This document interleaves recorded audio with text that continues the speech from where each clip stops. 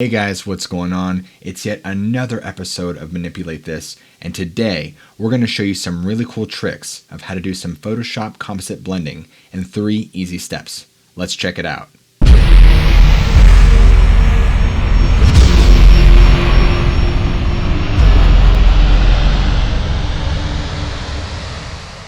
Alright, so I'm in Photoshop, and as you can see here, I have this stock image of this young man, and I'm going to go ahead and place him in this scene right here.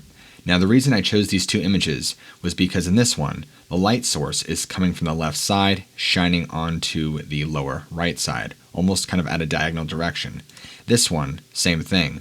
The light source, you can tell, is up here and shining kind of diagonally right on him. So it's going to make a more realistic looking composition just adding him to the scene.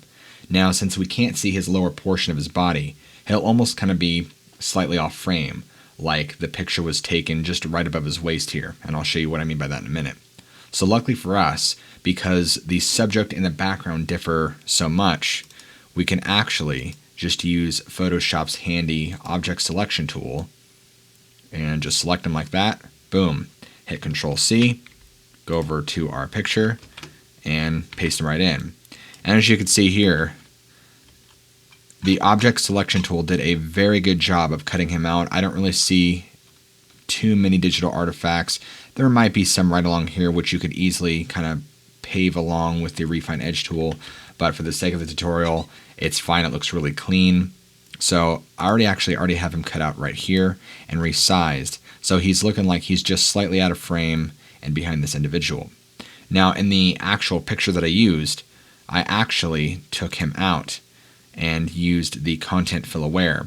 But I want to keep him in this picture just so we have a reference for the blacks and the whites. So let's jump into it. So we have him. Now we're going to do 3 simple adjustment layer steps to blend him into the background. And if you watched my other object blending tutorial, this is going to be a much more condensed, easier way to digest that same information, but just kind of another way to do this. So we're going to start with a levels adjustment. And this is to kind of get the blacks and the whites going. So make sure to attach it to this layer. And we want to get his whites and blacks going along with this. So you kind of look at the darks of this image and the whites and kind of see where things are at. So let's go ahead and pull the blacks. You know, is it kind of faded? Is it not faded? So let's start with the whites, pull those down, maybe just a bit. Kind of get the blacks. So these don't need to be like they're faded. So maybe we'll start with the blacks up here and kind of just pull them down just a bit. And I kind of like to have a starting point. Okay, we'll say maybe right there. You don't want to go too much. If you go too much, you're going to crush all the blacks. But if you go all the way and then pull this, it's going to look too funky. So let's start with having him be right about there.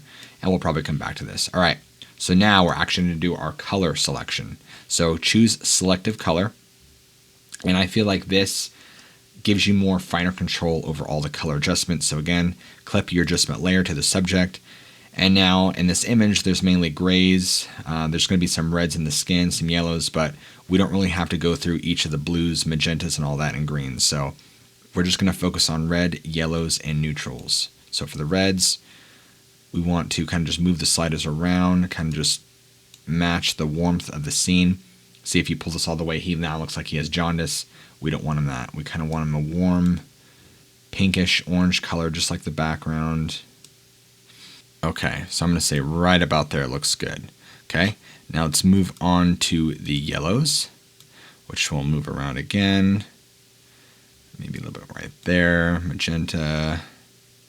Let's do maybe there. Yellows. There looks good. Blacks.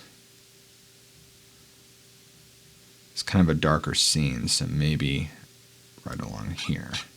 Okay? Now we're going to hop on down to the neutrals. The neutrals have the most drastic push and pull. See what I mean? So we kind of have more of a chance to really sculpt what he's going to look like as far as color pattern goes. So maybe just a little bit on that side. We don't want him too pink. Already he's kind of looking a little pink.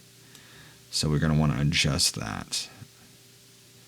And as you see, he might be looking a little bit more yellow in the face. We'll go back to the reds and make proper adjustments.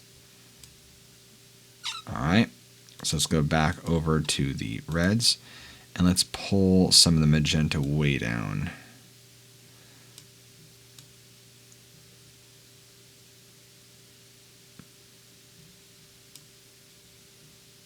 And that's kind of the fun of this whole process.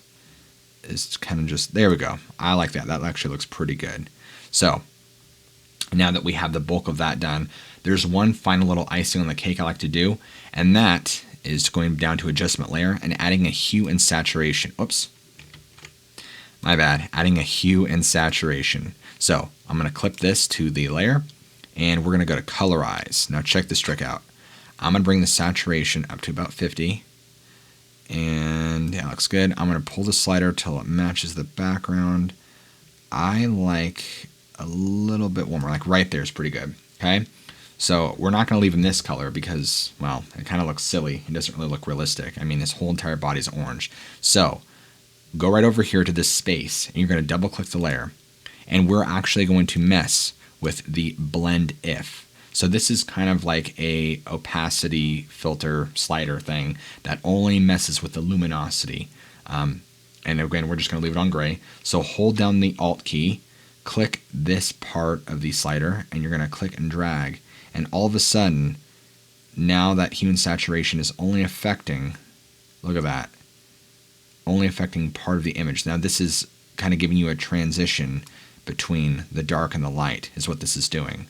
So we're going to, I mean, you want to way up here. We're going to hit OK.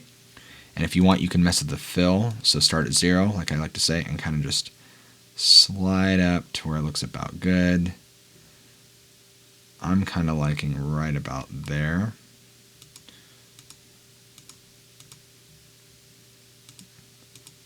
Okay, you kind of just go through, double check. And then let's go back to levels and just kind of finalize. Again, mess with the blacks. We don't want it too crushed. See, he's not fully dark and white. He does have a little bit of fade in him, so we want that, but we also want it dark. So we want to make sure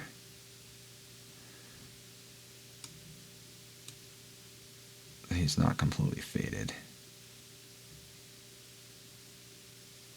Maybe like right about there. And the whites look good.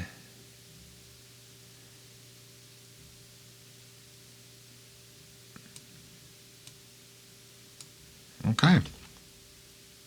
Now, as far as color and tone, I feel like he sits in the image quite well. But the other issue we're having here is he's a little sharp right up front.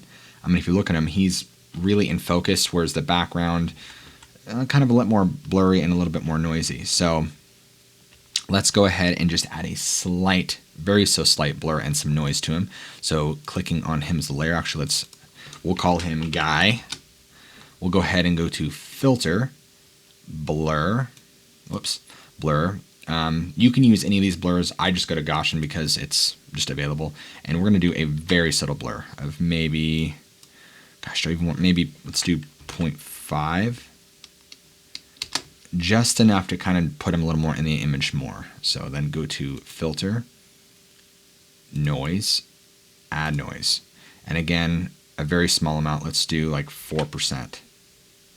This just kind of helps him, look at that, adds that little extra touch of having him sit in the image a little more. So now we get rid of that guy, so we don't need him more. And look at that, kind of looks like he's on holiday vacation hanging out. So those are 3 really simple steps that you can utilize for your pictures and photography to kind of just help blend in subjects and anything you're doing in your own composites. These are pretty simple techniques that a lot of people use in their Photoshop art and composites. And like I've said before in previous tutorials, there's many ways to get from point A to point B. But as I use Photoshop more and as I do more compositing, I find that there's just better ways, at least for me, to get the subject to match. And my first tutorial, I took you a lot more in depth and made it a lot more longer to really show you the nitty-gritty. But I feel like this is kind of a more quicker, easy tutorial for you to digest the information and for you to put it into practice. So again, we did a levels adjustment to kind of make sure the blacks and the whites matched. And then we used a selective color to really kind of hone in on his tone to the surrounding scene. I chose this background again because it has a lot of warm tones, a lot of oranges, magentas, just a very warm picture. And then we finalized it with a hue and saturation just to kind of add in that little extra touch. And then we used a blend if to kind of make sure it wasn't just the orange wasn't overtaking the shadows and his highlights. We kind of just wanted that smooth transition in. And that's basically it. And if your subject is too sharp for the image, always feel free to add some noise to blend in with the image and some blur.